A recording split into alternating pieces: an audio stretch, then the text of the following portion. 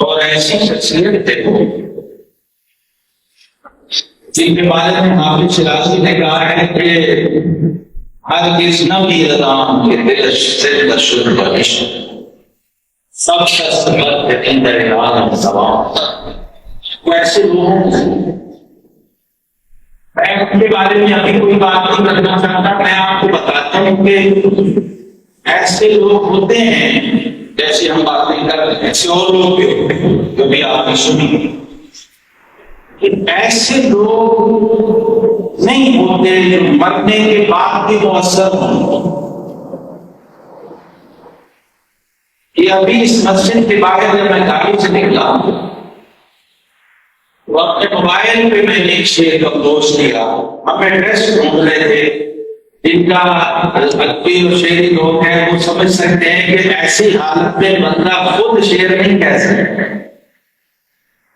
آپ سمجھے اضطراری حالت میں تھا. یعنی رداؤدین صدیقی صاحب کی وفات کے بعد بھی کہ اثر کو, اثر بندی کو, ان کی تاثیر کو اور ان کے تصرف کو یہ ابھی میں نے تجربہ کیا ہے, ابھی چند منٹ میں اس مسجد میں داخل ہونے سے پہلے. اور یہ تجربہ بیک پر تدبیر ہے اور روحانی بھی ہے, اس لیے کہ یہ ان کا مجھ پہ گرس تھا جب سے ان کی وفات ہوئی ہے. میں اس وقت سے چاہ رہا تھا کہ میں ان کا یہ درجے محبت کسی ایک پہلو سے تو ادا کر سکوں. یہ ایسا شخص تھا جو اپنے دوستوں کو اپنی محبت کا مخلوص کرتا ہے. ایسے شخص سے تو ابھی جو شعر ہوا یہ تھا, یہ امید ہے کہ یہ مکمل نظم کی شکل اختیار کر جائے گا کہ رونق کے ممبر و محراب تھا محفل سے, رونق کے ممبر و محراب تھا محفل سے, زینت حلقہ احباب تھا. یہ میں ابھی کی بات آپ کو سنا اور اگر پچھلی باتیں میں چھیڑ دوں تو نہ حسن شغائل دار نہ ساتھی نہ سبان دریا سنا باقی. مجھے ان کی شخصیت میں سب سے بڑی اٹریکشن میرے لیے تھی وہ ان کا زندگی ہونا, اور یہ تب سے تھی جب میں ان سے ملا نہیں تھا. یہ سب یاد نہیں ہے کہ ہم اسکول گوئنگ تھے میں کام کرتے تھے اور وہ انجمن طلبہ اسلام کے مرکزی صدر تھے. جس نے کبھی انڈیا میں کام کیا ہوا ہے وہ سمجھ سکتا ہے اس کیفیت کو. اور ہماری ابھی کوئی ملاقات نہیں تھی, اور پھر وہ ملاقات اسی طرح ہوئی جیسے ڈاکٹر صدیقی صاحب نے آپ کو بتایا. اسی طرح ہی ہوئی ہمارے استاد انعامی شرف ملت حضرت علامہ شرف قادری صاحب کہ حالانکہ ہونی چاہیے صدیقی صاحب کے ساتھ. حتیٰ یہ لیکن میرا اینگل تھوڑا اوپر سے آیا ان کے ساتھ. کون سے لوگ تھے؟ بابا جی نور خان صاحب. یہ دیکھیں کتنی انہیں ایک ہی مجلس میں جمع کی. سادے گرامی کو لیا, میں ساتھ ہی تھا.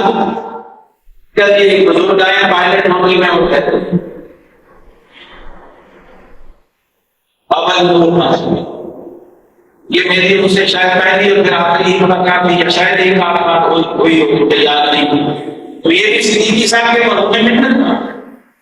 ایک صاحب حال ایک صوفی ایک نسبت چشتیہ کے حامل بزرگ سے میں ملا اور آتے ہیں تو ان کی گفتگو سنی تو اندازہ ہوا کہ اس دبستانی محبت میں کیسے کیسے لگی ہے. صدیقی صاحب کے بارے میں ابھی میں صرف ایک بات عرض کرتا ہوں کہ مجھے اپنی زندگی میں جتنے بھی ایسے اچھے باتمان لوگ ملے ہیں میں سمجھتا ہوں کہ سے جس شخص کو بھی دیکھ کر سن کر یا اس کے بارے میں سوچ کر آپ کو قرآن کی کوئی آیت یاد آ جائے, کوئی حدیث یاد آ جائے, یا رومی کا حافظ کا ساتھی کا کوئی شعر یاد آ جائے اور وہ شخص آپ کو اس کا مصداق لگے، یہ شخص معمولی نہیں ہوتا، غیر معمولی۔